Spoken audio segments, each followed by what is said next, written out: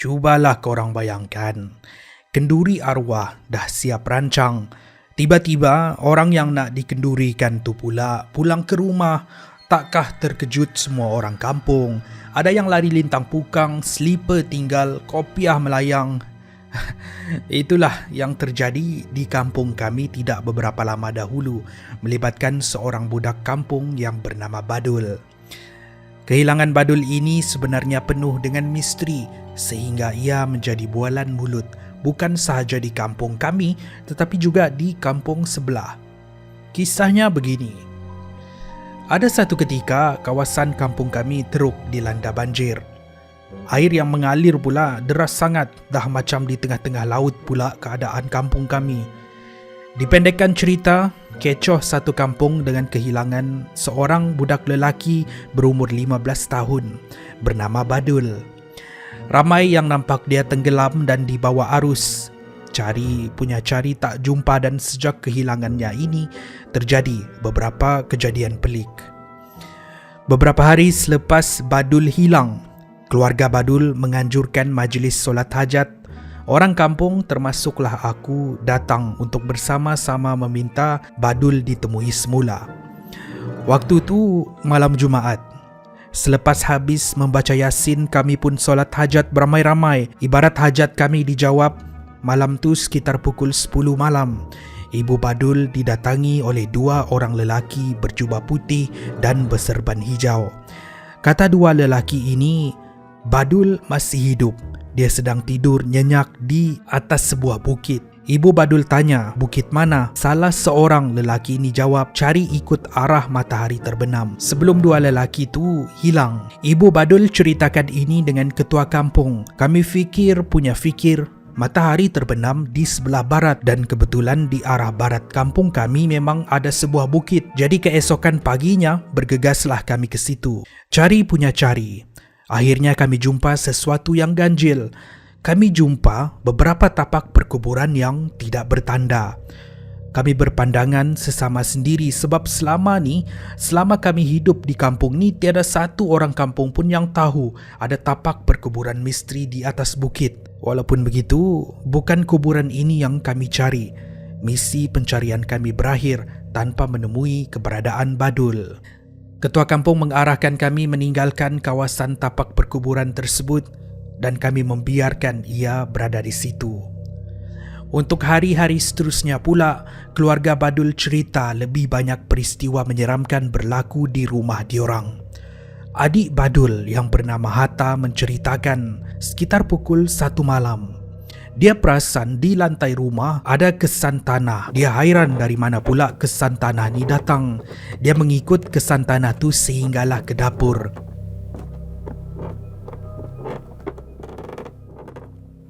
Di dapur pula, dia nampak Badul sedang menyelongkar almari seperti sedang mencari makanan. Adik Badul yang terkejut dengan kehadiran Badul di rumah bersembunyi di sebalik almari berdekatan. Dia melihat gerak-geri Badul keluar dari dapur dan masuk ke dalam bilik. Perlahan-lahan, adik Badul keluar dari belakang almari dan menuju ke bilik Badul. Dia cuba melihat Badul di situ, tapi bilik Badul kosong. Hanya terdapat kesan tanah di atas katil Badul. Di hari yang lain pula, kakak Badul menceritakan dia nampak Badul di bawah kolong rumah sebelum Badul melarikan diri masuk ke dalam semak samun dan hilang. Kisah misteri Badul ini tidak berhenti di situ.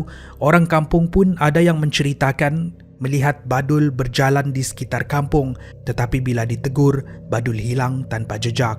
Kisah-kisah ini bukan sahaja membuatkan keluarga Badul gelisah, tapi juga orang kampung.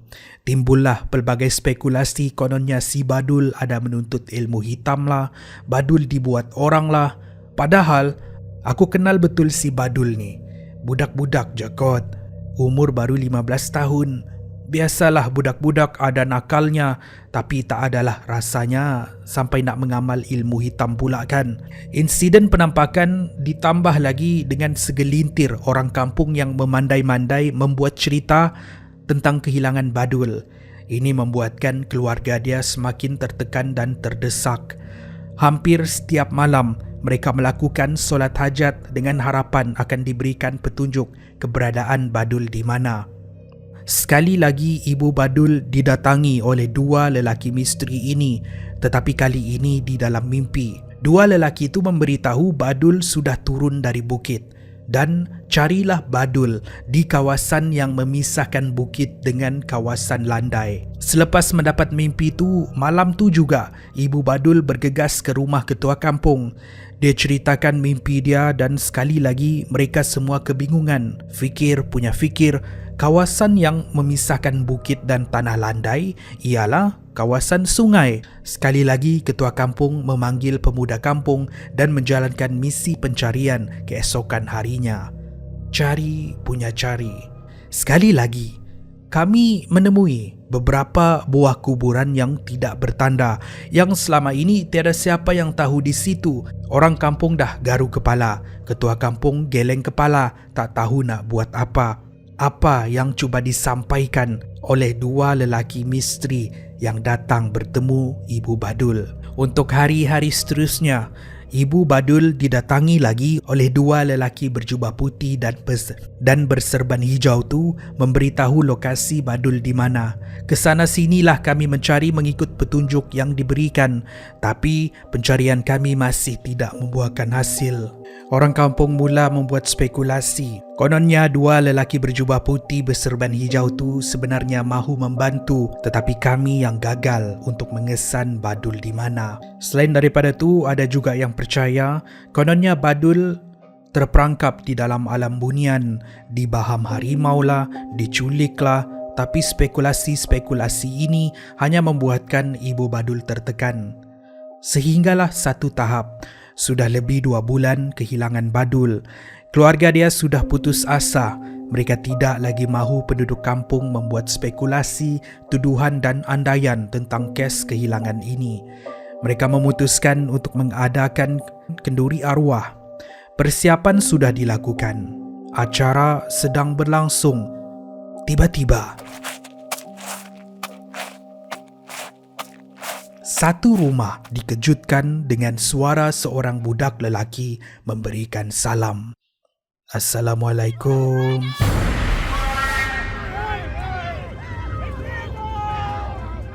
Semua yang berada di dalam rumah serentak berpaling melihat Badul di depan pintu. Bawah matanya hitam, wajahnya pucat tidak bermaya, pakaiannya comot bertanah. Tidak beberapa jauh di belakang Badul ada susuk tubuh seperti 2 orang lelaki berjubah putih memakai serban hijau. Apalagi, semua pun melompat dari tempat duduk. Ada yang berkaki ayam meninggalkan rumah, yang perempuan menjerit, ada yang terpengsan. Ketua kampung kami yang tengah minum teh tersembur keluar air teh. Ada lelaki yang lari sampai tercabut kain pelikat. Sementara ada yang melaungkan azan dan berzikir. Walaupun keadaan riuh rendah, Ibu Badul berdiri dan segera mendekati Badul. Badul terjatuh ke tanah tapi sempat didakap oleh ibunya. Terjatuhlah Badul ke pangkuan ibunya. Rupa-rupanya itu adalah Badul yang sebenar. Dia belum meninggal dunia, tapi waktu itu dia lemah. Separa sedar, Badul melihat wajah ibunya dan berkata, "Halalkan makan minum Badul." Badul pergi dulu sebelum dia menutup mata. Dan ya, pada waktu ini tiada lagi spekulasi, tiada lagi andaian. Badul telah meninggal dunia, tapi di pangkuan ibunya. Ibu Badul pada waktu ini pasrah, ibarat dia sudah lama pasrah dengan kematian Badul. Malah malam tersebut, raut Ibu Badul ibarat lega bercampur sedih, sebab sekurang-kurangnya dia dapat melihat wajah Badul untuk kali yang terakhir. Apa yang terjadi dengan Badul, tiada siapa yang tahu. Keluarga Badul tidak mahu melakukan autopsi. Mereka segera menguburkan dia keesokan paginya. Masih banyak misteri lagi yang belum terjawab tentang kehilangan Badul. Tapi disebabkan semua penduduk kampung tidak mahu menambahkan duka keluarga dia, terutamanya Ibu Badul, rata-rata penduduk kampung melupakan dan merahsiakan peristiwa ini dari orang lain. Kubur-kubur di sekitar kampung tu pula selepas Badul ditemui hilang, apatah lagi dengan identiti dua lelaki yang kerap muncul bertemu ibu Badul. Itulah peristiwa misteri yang pernah terjadi di kampung aku suatu ketika dahulu. Apa-apa pun, aku doakan semoga Badul tenang di sana.